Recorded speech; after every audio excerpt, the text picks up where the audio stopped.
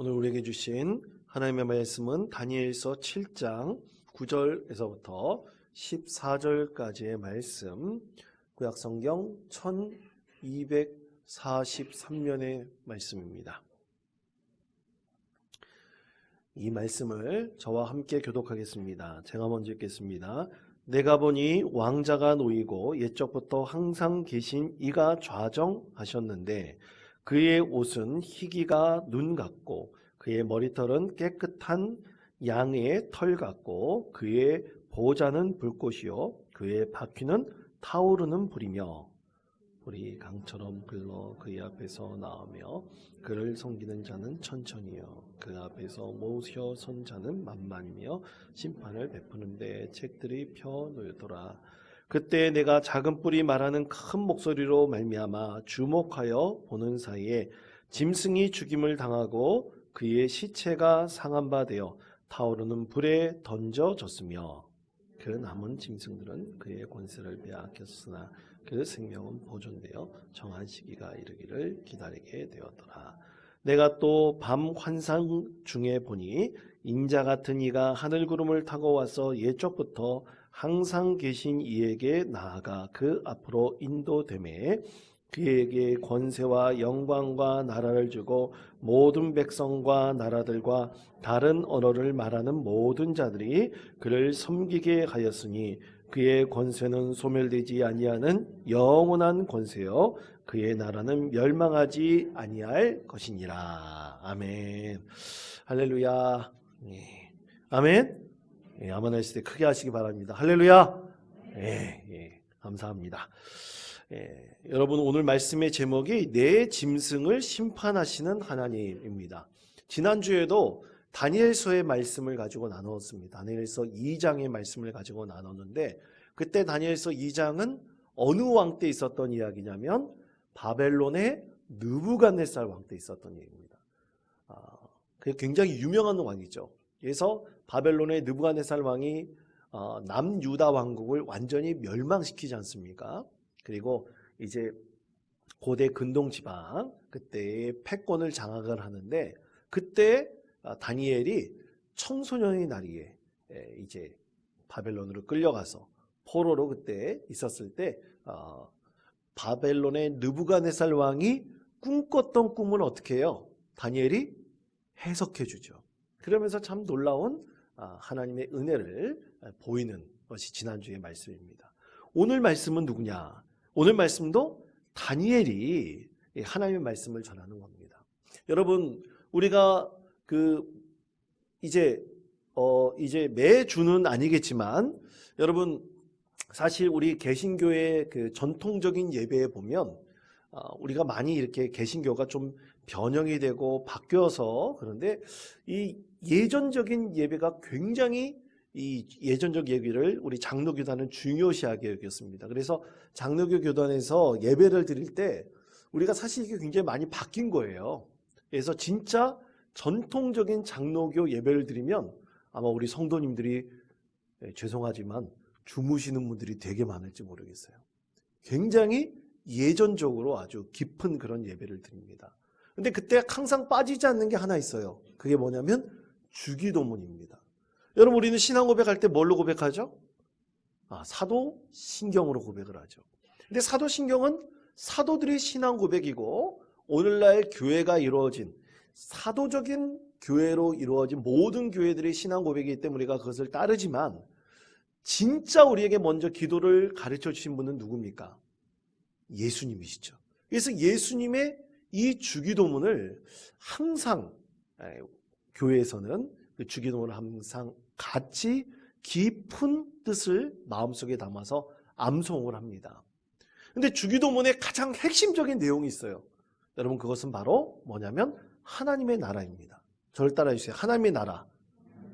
주기도문의 핵심적인 내용이 뭐라고요? 하나님의 나라예요. 다 그거에 맞춰져 있어요. 예수님께서는 이 세상에 오셔서 복음을 전하실 때 복음의 핵심적인 내용이 하나님의 나라가 임하여 주옵소서. 하나님 나라가 지금부터 시작되었고 앞으로 올 것입니다. 예수님의 복음의 말씀은 다 이거에 맞춰져 있어요. 요한계시록 맨 마지막에 나와 있는 아주 중요한 말씀이 있습니다. 여러분 뭔지 아십니까? 요한복음 맨 마지막에 뭐지요? 다시 오실 예수님. 그걸 무슨 신앙이라 그래요? 마라나타의 신앙이라고 합니다. 할렐루야. 예, 마라나타의 신앙. 우리 원통교회 성도님들은 잘 아실 거예요. 마라나타의 신앙이 뭐예요? 주 예수여 이마 오시옵소서, 이 뜻이잖아요. 그러면 주 예수여 오시옵소서, 그 뜻이 뭡니까? 미래에 오실 그 예수님께서 이 세상에 오시면 무슨 나라가 되는 겁니까? 하나님의 나라가 이루어지는 것이죠. 그러니까 주기도문도 그렇고 요한계시록의 맨 마지막의 메시지도 그렇고 다 뭐예요? 하나님의 나라를 원하고 바라고 소망하고 있는 것이 바로 이 복음의 핵심입니다. 그래서 이 하나님의 나라는 성경 말씀의 가장 중요한 핵심이고 또 온 족속, 온 나라, 온 민족에 대한 하나님의 메시지입니다. 그래서 여러분, 모든 나라와 모든 민족들이 사실은 무엇을 생각해야 되고 바라고 소망해야 되냐면 하나님의 나라를 바라고 소망해야 돼요. 그런데 당장 이 세상에 있는 여러 나라들이 지금 당장 그들이 원하는 하나님의 나라에 대한 메시지는 똑같을 수는 없어요. 다 다릅니다.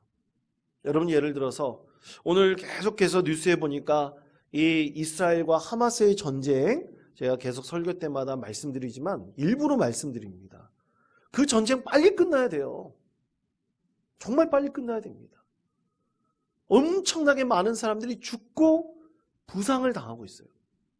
지금 그 내용을 보니까 최근 뉴스에 보니까 하마스가 280몇 개인가 되는 지하 땅굴 터널을 파놨다고 합니다. 그래서 그 땅굴이 어떻게 이어져 있는지도 모른대요. 개미굴처럼 어떻게 이어져 있는지 모른다고 합니다.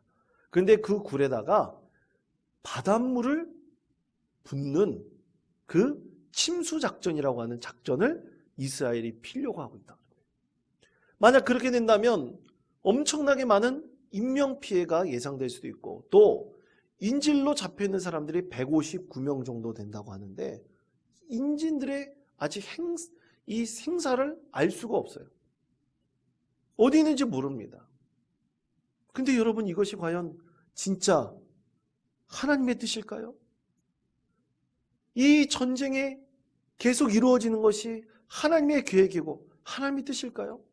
암만 우리가 물어보고 기도해봐도 이것은 절대로 하나님의 뜻이 아니에요. 그러면 뭡니까? 하나님의 뜻은 당장 하나님의 통치하심과 인도하심이 우리를 바란다면 반드시 이 전쟁이 어떻게 되어야 되는 겁니까? 빨리 끝나는 것이 우리 하나님의 뜻입니다. 그것이 하나님의 계획하심이에요. 그것을 위해서 우리는 항상 기도하고 전 세계가 지금 여러 곳에서 전쟁이 있고 있지 않습니까? 그것으로 세계의 경제가 굉장히 침체되고 있는 상황입니다. 그 전쟁이 빨리 끝나기를 우리 그리스도인들은 어떻게 해야 되는 겁니까? 기도해야 되는 거. 이것이 하나님의 뜻입니다. 여러분, 그 하나님의 뜻이 이제 우리를 통해서 이루어져야 되는데 그 우리를 통해서 이루어지는 구체적인 삶의 현장이 어디입니까? 그것이 바로 오늘 예배드리고 믿음의 공동체를 이루는 교회입니다. 교회가 그 하나님의 뜻을 온전히 실천하고 실현하는 구체적인 삶의 자리여야 합니다. 그런데 여러분, 우리는 다 전쟁을 겪고 있는 것은 아니잖아요. 그렇죠? 여러분, 혹시 지금 개인적으로 전쟁을 겪고 있는 사람이 있습니까? 여러분, 어떤 전쟁을 겪고 계세요? 마음속에 막 분노가 쌓이고 막 폭발 직전인 그런 분 계십니까? 그럼 그 마음에 전쟁이 일어난 사람은 그 전쟁을 어떻게 해야 됩니까? 그 전쟁을 종식시켜야 되죠. 그 우리 삶의 자리에서 어떤 분에게 있어서는 진정한 하나님 나라가 지금 당장 필요한 것은 마음에 그렇게 복잡하고 번민하고 분노가 일어나는 것에서 깨끗이 씻음받고 그것이 끝나기를 간절히 바라고 원하고 소명하게 되는 거예요. 또 어떤 분은 가정에 여러 가지 어려움이 있습니다. 부부간의 사이가 좋지 않아요. 자녀와의 사이도 좋지 않습니다. 하는 일마다 실패할 때가 참 많아요. 그럴 때 진정한 그 한 믿음의 사람에 있어서 진정한 하나님 나라의 도래, 지금 당장 필요한 것은 뭐냐면 그의 마음에 평강을 얻는 거예요. 괴롭고 힘든 것에서 벗어나는 거예요. 내 소망, 우리 가족이 믿음의 사람이 되기를 간절히 구했는데 그것이 이루어지는 거예요. 그것이 그에게 있어서는 진정한 하나님 나라의 도래입니다. 그러니까 우리 교회에 있어서 여러분, 하나님 자기가 겪고 있는 지금 당장 이루어야 될 하나님의 나라, 하나님의 통치는 다 똑같습니까? 다 틀려요. 다 틀립니다. 그런데 그 한 사람, 한 영혼, 여러 사람들의 소망이 하나로 모여져서 믿음의 공동체를 이루는 것이 바로 교회인 것이고, 그 교회를 통해서 이제 우리가 하나님 말씀을 듣고 하나님 말씀을 묵상하면서 또 하나님께서 직접적으로 우리에게 말씀하시는 성령의 은혜를 우리가 체험하면서 하나님께서 원하시는 세상을 우리가 교회를 통해서 이 세상 가운데 이뤄가고 펼쳐가는 것입니다.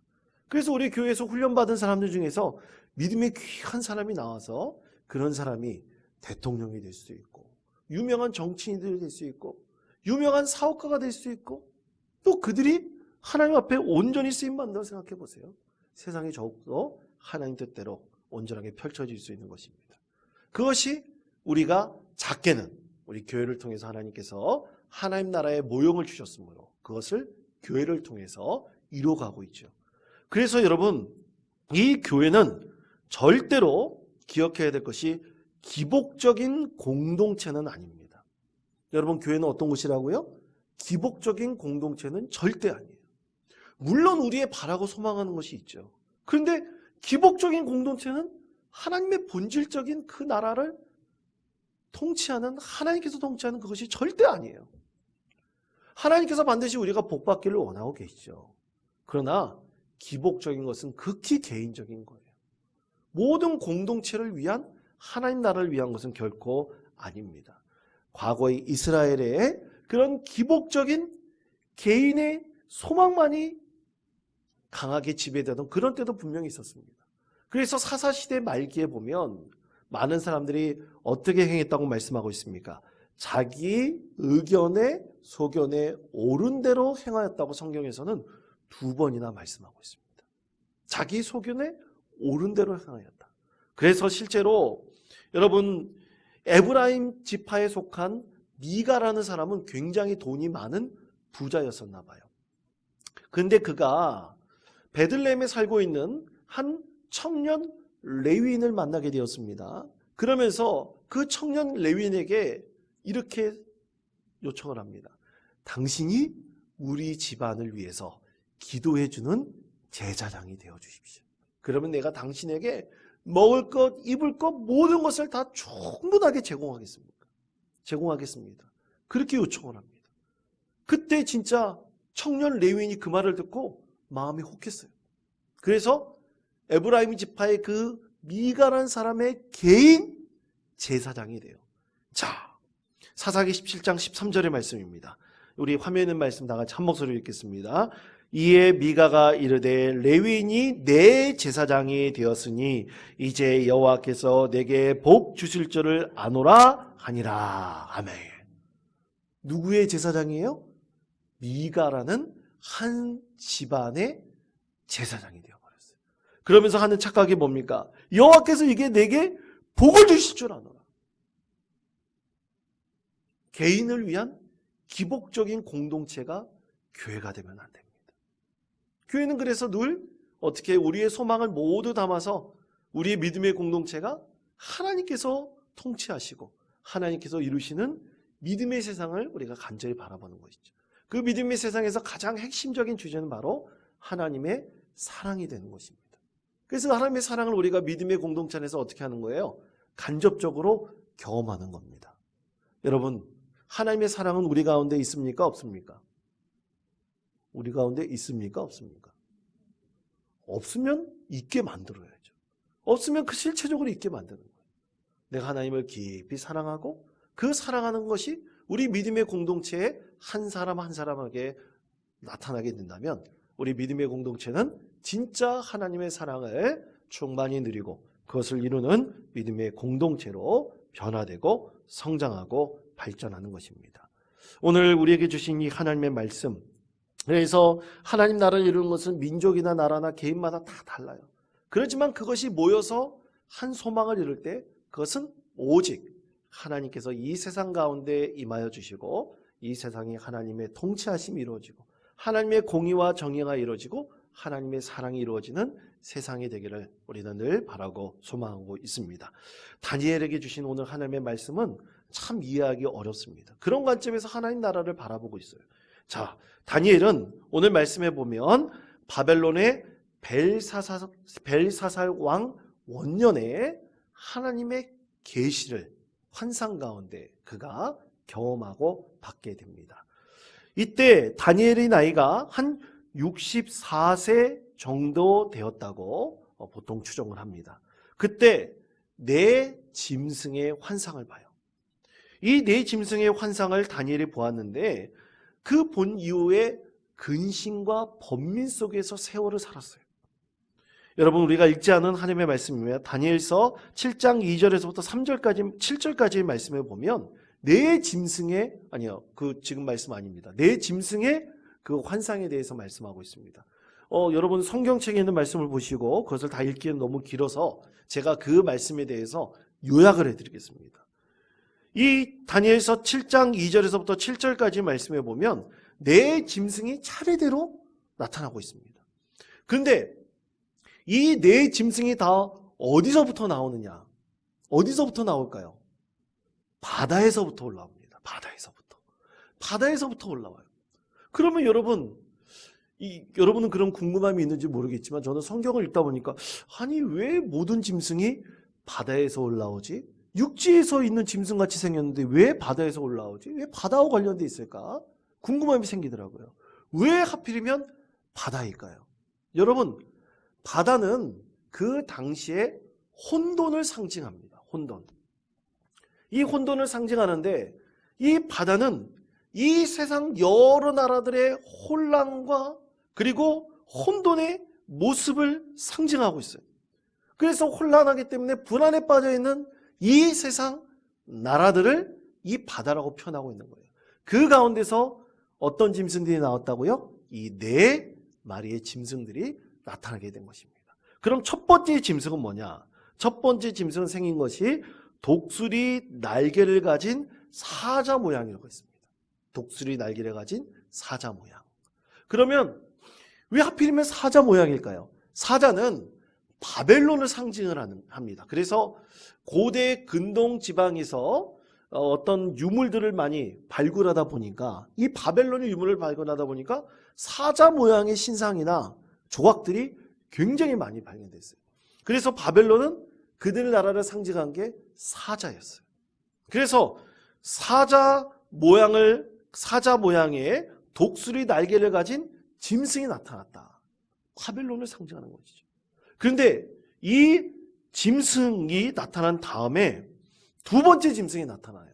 환상 속에 보았습니다.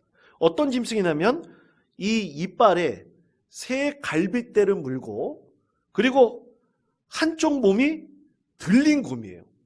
여러분 한번 상상해 보십시오. 이빨에는 갈빗대를 3개 물고 돼지 갈비인지 뭔지는 모르겠습니다. 이 갈비를 물고 한쪽 몸이 이렇게 들린 거예요. 들린 모습으로 이 곰의 환상을 봤어요. 그럼 그것이 뭐냐? 그것은 바벨론 다음에 일어나는 나라 메대와 바사 왕국을 상징하는 것으로 알려져 있습니다. 이 벨사살 왕이 마지막 왕이 되어버리는 거 끝난 거예요. 바벨론이 이제 멸망해요. 그 다음에 메디아와 페르시아라는 북왕한 나라가 나타나서 이 바벨론 이후에 고대 근동의 주인이 되죠. 그 다음에 세 번째 짐승을 봐요. 머리가 4 딸린 표범의 모양이라고 있어요. 머리가 4 딸린 표범의 모양. 이 나라는 헬라 제국, 곧 그리스 제국을 상징합니다. 알렉산더가 대제국을 건설하잖아요. 대제국을 건설해요. 그런데 알렉산더가 젊은 나이에 죽고 난 이후 몇 개의 나라로 나눠집니까? 4개의 나라로 나눠져요. 그래서 이 표범 모양의 4개의 머리는 바로 4개의 나라로 갈라지는 것을 상징을 하는 거예요. 그리고 네 번째 짐승이 나타났어요. 그 네 번째 짐승은 굉장히 무섭고 놀라우며 강한 짐승이라고 했어요. 어떤 모양인지를 정확하게 말씀하고 있지는 않습니다. 그런데 이가 3이빨이고 뿔도 10개나 달렸어요. 그리고 뿔에는 사람의 눈 같은 눈들이 있다고 했어요. 굉장히 흉악한 모습이죠. 이 흉악한 모습을 어떤 영화나 드라마에서는 성경에 나와 있는 그 모습 그대로를 좀 표현해 가지고 있더라고요. 그런데 그것이 진짜 그 모양인지는 우리가 알 수는 없습니다. 그러나 지금까지 나타났던 짐승들보다 중요한 것은 힘이 세다는 거예요. 그리고 10개의 뿔을 갖고 있다는 거예요. 이전에 있었던 모든 나라들보다 더 강력한 나라, 바로 로마라는 나라가 나타날 것임을 상징하고 있으며, 그리고 10개의 뿔은요, 로마가 아니에요. 로마가 아닙니다. 로마 이후에 나타나는 아주 강한 10개의 나라들을 상징해요. 태동할 나라들을 말하고 있습니다. 그래서 이 4마리의 짐승들의 공통점들이 있어요. 공통점들이 있습니다. 첫째는 무시무시하게 생겼다. 정말 무시무시하게 생긴 짐승들입니다. 굉장히 흉악하다는 것이죠. 그리고 두 번째는 크기가 작지 않아요. 이 짐승들의 크기가 굉장히 거대합니다. 그리고 세 번째는 나중 짐승들이 앞에 있는 짐승들을 다 무너뜨려버려요. 이겨버립니다. 그러니까 앞으로 나타날 나라들은 더 어떤 나라예요? 더 흉악하고 더 크고 더 강한 힘으로 이 세상을 지배할 나라들을 상징하고 있는 것이죠. 그런데 하나님께서 이렇게 말씀하셨습니다. 이것에 대해서 다니엘서 7장 9절에서부터 10절까지 말씀이 이렇게 말씀하고 있습니다. 다 같이 한 목소리로 읽겠습니다.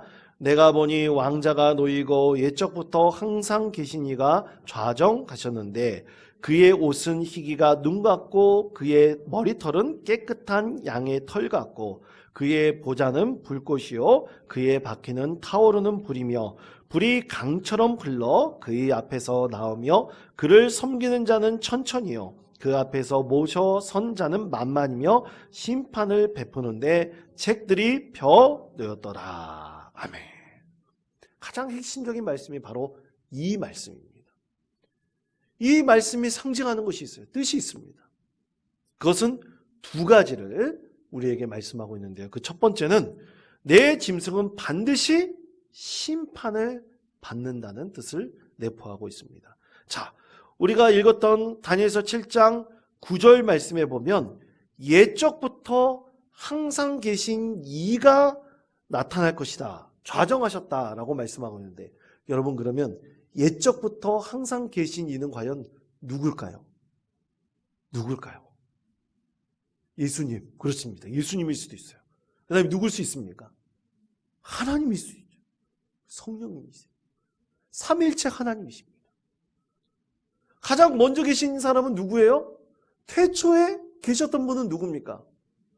하나님이시죠. 삼위일체 하나님이세요. 그러니까 가장 옛적부터 계신 이는 하나님이신데 그 하나님의 모습이 이 옷은 흰색이고 머리털도 흰색이에요. 이것은 하나님의 영원하심과 성결하심과 지혜로움을 상징하고 있습니다. 그분이 언젠가는 어떻게 하신다는 거예요? 이 세상에 나타나셔서 이제 다니엘 시대 때 하나님께서 수백 년의 역사에 대해서 미리 말씀하셨잖아요. 첫 번째 나라는 뭐라 그랬습니까? 바벨론이라 그랬잖아요. 그 다음에는 페르시아 왕국이라 그랬잖아요. 그 다음에는 헬라, 알렉산더 대제국이라 그랬잖아요. 로마까지라 그랬잖아요. 그 다음에 10개의 뿔을 가진 나라들이 계속 나타난다 그랬잖아요. 언젠가는 여러 나라들이 계속 나타나요. 여러분 앞으로 미국이란 나라가 이제 중국과 경쟁한다 그러지 않습니까? 여러분 미국만 정의로울까요? 중국만 정의로울까요? 힘 있는 나라에 다 정의롭습니까? 그렇지 않아요. 그 나라들도 언젠가는 힘이 빠질 때가 분명히 있어요. 세상 나라들은 다 그렇습니다. 그런데 이 내 짐승으로 상징하는 이 세상 나라들이 어떤 짐승이 나타나서 또 다른 짐승이 나타나서 이전 짐승을 잡아먹고 물리치고 또 그 다음 짐승이 나타나서 그 앞에 있는 짐승을 잡아먹고 물리치더라도 결국에는 누구의 심판을 받습니까? 하나님의 심판을 받게 된다는 뜻이에요. 그것을 말씀하고 있습니다. 그런데 이 세상 나라들로 대표되는 이 짐승들이 얼마나 험악하고 얼마나 거대한지 하나님 앞에 너무나 교만하고 자기 힘을 자랑해요. 아무것도 아닌 것들이 하나님 앞에서, 그 전지전능하신 하나님 앞에서는 정말 티끌마침도 못한 그 존재들이 하나님 앞에서 힘자랑하고 있어요. 여러분, 우리 모습도 그렇습니다. 우리 안에도 괴물 같은 모습들이 있어요. 그 괴물 같은 모습은 하나님 앞에 교만한 모습으로 나타납니다. 그런데 언젠가는 그 교만함도 다 하나님 앞에서는 어떻게 된다는 뜻입니까? 꺾여버린다는 뜻이죠. 하나님께서 다 그것을 부끄럽게 만드신다는 것입니다. 그래서 거대하고 흉악하고 앞에 있는 짐승을 잡아먹는 그 짐승들이 할지라도 다 나중에는 하나님 앞에서는 어떻게 돼요? 다 무릎 꿇게 되어 있음을 분명하게 말씀하고 있습니다. 그래서 여러분, 세상 나라들은 다 지속 가능한 게 아니에요. 여러분, 신라가 1000년의 역사를 자랑했다고 했습니다. 1000년의 역사를 자랑한 나라들 없어요. 굉장히 오래된 나라들입니다. 그러나 그 나라들도 결국에는 어떻게 됩니까? 무너져 버리고 사라져 버리게 되어 있는 겁니다. 자, 그래서 이 세상에서 모든 자랑하는 것들은 다 하나님의 심판을 받게 된다는 것을 분명하게 말씀하고 있죠. 두 번째는 하나님의 나라는 반드시 이루어진다는 것을 분명하게 소망 가운데 말씀하고 있습니다. 다니엘서 7장 13절에서부터 14절까지 말씀을 다 같이 한 목소리로 읽겠습니다. 내가 또 밤 환상 중에 보니 하늘 구름을 타고 와서 옛적부터 항상 계신 이에게 나아가 그 앞으로 인도되매 그에게 권세와 영광과 나라를 주고 모든 백성들과 다른 언어를 말하는 모든 자들이 그를 섬기게 하였으니 그의 권세는 소멸되지 아니하는 영원한 권세요 그의 나라는 멸망하지 아니할 것이니라. 아멘.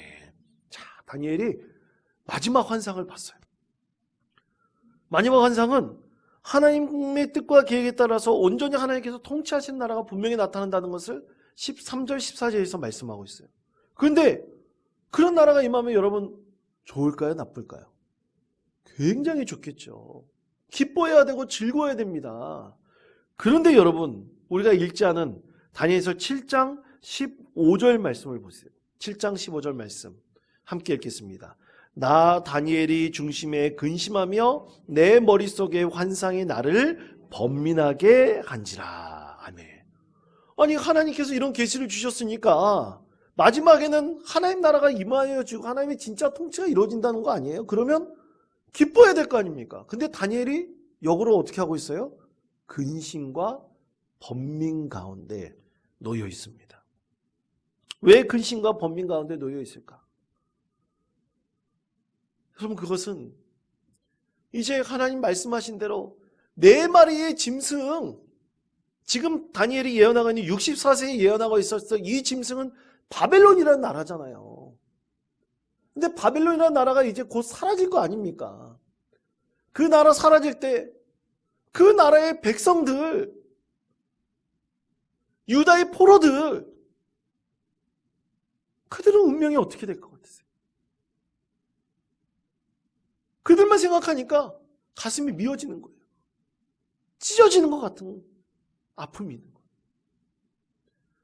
다니엘 64세면 살 만큼 살았어요. 그때 나이에. 다니엘 이제 더 살죠. 더 많이 예언을 하는데, 그런데 자기네 시대에 지난 그 후손들을 생각해 보니까 가슴이 미어지는 거예요. 다니엘도 그곳에 자녀들을 낳고 대를 이루었어요. 그 후손들을 생각하니까 마음의 근심과 번민이 쌓여 있는 것입니다.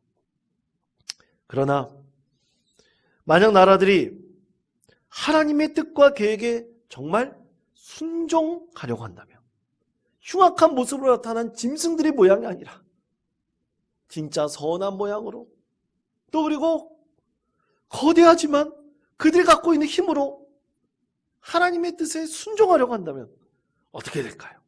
그것에 대해서 다니엘은 이 4 짐승에 대한 환상을 이렇게 마무리합니다. 다니엘서 7장 27절에서부터 28절까지 말씀입니다. 다 같이 한 목소리로 읽겠습니다. 나라와 권세와 온 천하 나라들의 위세가 지극히 높으신 이의 거룩한 백성에게 붙임 바 되리니 모든 권세 있는 자들이 다 그를 섬기며 복종하리라. 그 말이 이에 그친지라. 나 다니엘은 중심에 번민하였으며 내 얼굴빛이 변하였으나 내가 이 일을 마음에 간직하였느니라. 아멘.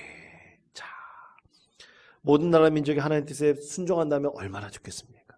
그러지 못한 나라들이 있을 거예요. 그러나 다니엘이 본 것은 그것입니다. 역사의 발전이에요. 세상이 변화되고 발전한다는 거예요. 일시적으로 후퇴하는 것이 있지만 세상이 변화되고 발전하고 더 좋은 세상이 이루어지며 결국에는 누가 오신다는 것입니까? 하나님께서, 옛적부터 계신 그분께서 언젠가 오셔서 모든 백성들을, 모든 권세자들을 다 하나님의 발 앞에 복종하게 하신다. 이것을 다니엘이 그 환상의 마지막에 보게 되었습니다. 그래서 지금은 번민하지만 그 소망을 어떻게 했다 그랬어요? 28절에서는 이 일을 마음속에 간직하였느니라. 하나님께서 말씀하고 있습니다. 여러분, 이 세상의 많은 전쟁과 고통 때문에 수많은 사람들이 피해를 입습니다. 고통을 받습니다. 그런데 이 많은 나라가 조금씩 변화하고 발전하면서 하나님을 섬기며 하나님의 뜻에 복종한다면 여러분, 어떤 세상이 과연 펼쳐질 수 있을까요? 자, 그 세상은 정말로 꿈 같은 세상일 거예요. 여러분, 그것을 위해서 우리가 반드시 기도하고 하나님 뜻이 이루어지기를 우리가 간절히 소망해야 됩니다. 이것은 우리나라만 문제가 아니에요. 전 세계에 대한 것도 마찬가지입니다. 또 내 삶의 자리도 마찬가지입니다. 변화하고 성장하고 발전하여서 이 세상 모든 나라가 평화를 이루고 진정한 하나님의 뜻을 이룬다면 정말로 함께 공동체가 그 사랑을 이루는 그 하나님의 세상이 이루어지기를 바란다면 얼마나 좋겠습니까? 그런 세상을 우리가 포기해야 됩니까? 말아야 됩니까? 우리가 그 세상을 늘 꿈꾸고 기도할 때 하나님께서는 우리 믿음의 사람, 이 교회를 통해서 반드시 그런 나라를 분명히 이루어 가실 것입니다. 그런 의미에서 여러분, 교회는 이 세상의 진정한 희망이 되어야 됩니다. 구원의 방주가 되어야 돼요. 하나님의 뜻을 온전히 이루는 믿음의 성도들이 모인 곳이 바로 교회여야 됩니다. 이런 믿음의 교회 되기를 늘 기도하면서 하나님 나라를 온전히 이루어갈 수 있는 믿음의 성도 되시기를 바랍니다. 오늘도 하나님께서 여러분과 함께 하실 것입니다. 아멘. 여러분의 소망 가운데 응답하실 것입니다. 여러분 믿으십니까? 예, 그 믿음 가지고 늘 주님의 은혜 가운데 거하는 복된 성도 되시기를 간절히 축복합니다.